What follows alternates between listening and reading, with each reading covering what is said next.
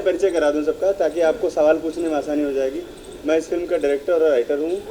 मेरे गुरुजी की प्रेरणा से डॉक्टर रामेंद्र चक्रवर्ती जी हैं। इन्होंने इस फिल्म में बहुत अहम किरदार निभाया भी है, कास्टिंग डायरेक्टर भी हैं, क्रिएटिव डायरेक्टर भी हैं, ऑल इन वन है। ये हमारी फिल्म की नायिका हैं आरती यादव। ये मेरी फिल्म का हीरो हैं हैरम त्रिपाठी।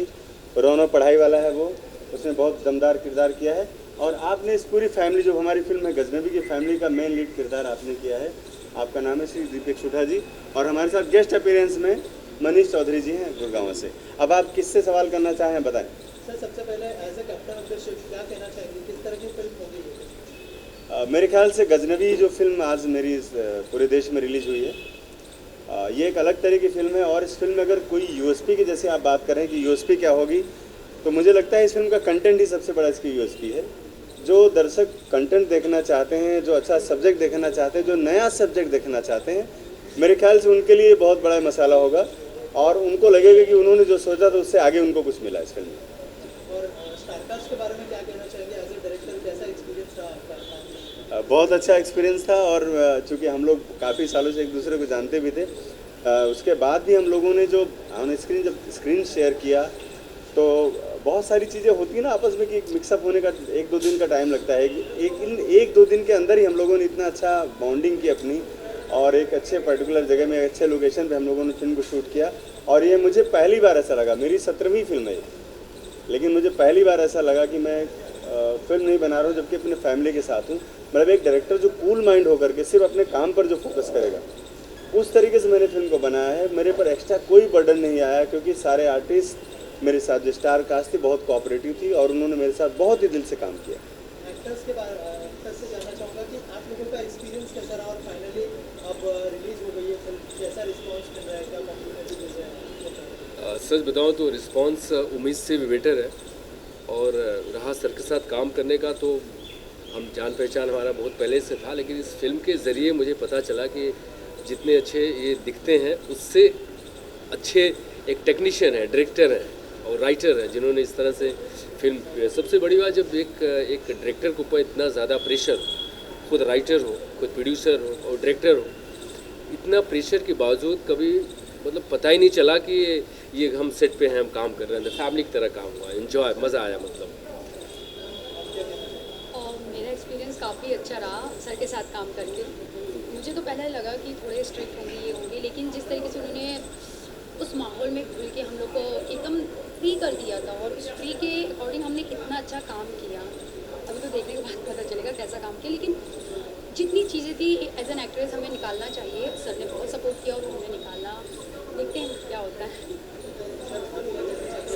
मैं एक्चुअली इस पूरी फिल्म में मैं as the head of the family भी रहा, और मैं ये कहना चाहूँगा कि हमारे डायरेक्टर सनोज मिश्रा जी ये बहुत कूल माइंडेड, कभी कभी भड़क भी जाते हैं तो 2 मिनट बाद इनका गुस्सा जो है बिल्कुल पारे की तरफ पिघल जाता है, और ये टीम को एक बहुत ही स्ट्रॉन्ग बॉन्ड में रखते हैं, और टीम से जो बेस्ट निकलवा सकते हूँ ये इनकी कैपेसिटी है और इनकी कैपेबिलिटी है, और मैं भविष्य में भी इनसे हमेशा के लिए जुड़ना चाहूँगा।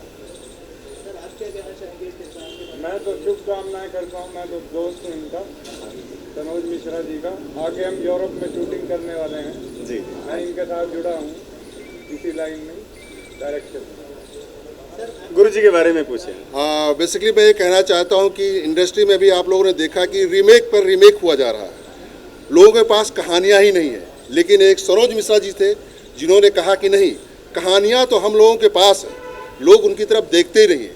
हर इंसान में एक कहानी है, अगर उसको पर्दे पर लाया जाए तो लोगों को पता चलेगा कि जो भारत देश है ये, इसके अंदर इसका इतिहास ही कहानियों से बना हुआ है।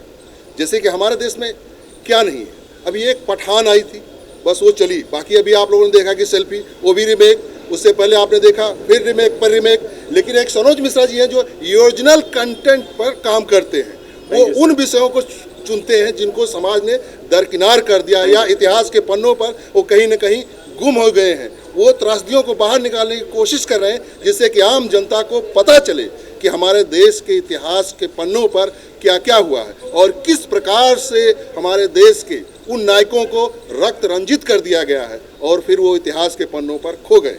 खास करके इस फिल्म में काम करने के दौरान ये पता चला कि सिनेमा क्या होता है। एक प्रकार से मैं कह सकता हूँ कि सरोज मिश्रा अपने आप में खुद एक सिनेमा है, क्योंकि जिस प्रकार से इन्होंने सिनेमा की शुरुआत की, जहाँ से चल करके आए। एक आदमी है जो रायबरेली से चलता है, सोचता है कि मैं भी अमिताभ बच्चन हूँ, तो इन्होंने अपने आप को प्रूव किया, ना कि किसी के बदौलत, ना कि किसी के कंधों पर, ना कि किसी का सहारा लिया, बल्कि अपने दम पर, अपनी सोच से उन्होंने एक नई सिनेमा की परिभाषा गढ़ी है। इनकी सिनेमा का सबसे खास बात यह है कि उसका जो शिल्प है वो बहुत ही मज़ेदार है। आप जब सिनेमा को देखेंगे तो एहसास करेंगे कि आप खुद पर्दे पर हैं, वो आपका एक जुड़ाव महसूस होगा। आपको लगेगा यार ये हमारे बीच का ही तो किरदार है, कहीं मैं तो ही नहीं हूँ। तो आज की तारीख में जब आप देखते हैं कि बॉलीवुड का जो सिनेमा आप देख रहे हैं, उसके किरदार कहीं ना कहीं इस समाज से मिस हो चुके हैं, वो कहीं से उठा कर ले आ रहे हैं। पाश्चात्य सिनेमा का लोग कॉपी कर रहे हैं, लेकिन जो भारत की जो कहानियाँ हैं, जो हमारे देश की कहानियाँ हैं, उनको लोग कहीं ना कहीं एक दरकिनार कर रहे हैं, क्योंकि कहीं ना कहीं उनकी जो सोच है, उस सोच पर जो ये पाश्चात्य संस्कृति है उसका एक प्रभाव पड़ा हुआ है। लेकिन जब आपका देश, जब कहते हो कि मेरा देश महान है, तो आपके देश महान है तो उस पर गर्व कैसे करोगे जब तक आप अपने बच्चों को, आने वाली पीढ़ी को बताओगे नहीं कि हमारा इतिहास है, जिसमें आप सांसें लेते हैं, जिसमें आप जीते हैं, वही तो आपका इतिहास है। लोगों तक पहुंचना चाहिए। तो सरोज मिश्रा जो एक हमारे फिल्म के डायरेक्टर हैं, निर्माता हैं और लेखक हैं, मतलब एक कह सकते हैं कि सब कुछ यही है, सर्वत्र है।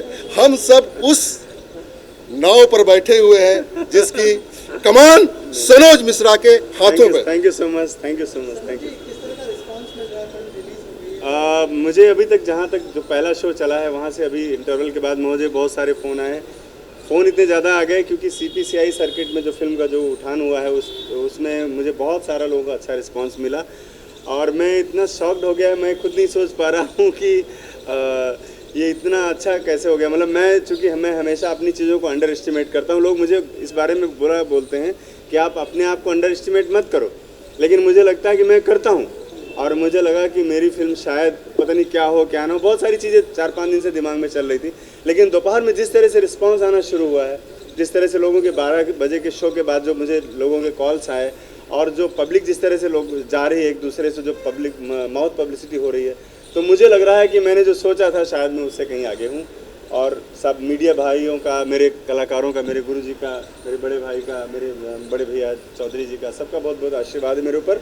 और आज मैं एक पहले एग्ज़ाम जो मैंने दिया है, फर्स्ट एग्ज़ाम बतौर एज ए प्रोड्यूसर, तो मुझे लग रहा है कि मैं विन करने जा रहा हूँ, मैं लीड करने जा रहा हूँ, क्योंकि हमारी फिल्म बहुत अच्छा परफॉर्म कर रही है और थिएटर में इसकी बहुत ज़्यादा डिमांड है। हर सिनेमा मालिक इस फिल्म को लगाना चाह रहा है, यही मेरी जीत है। Thank you. Yes yes. Thank you so much. Thank you so much.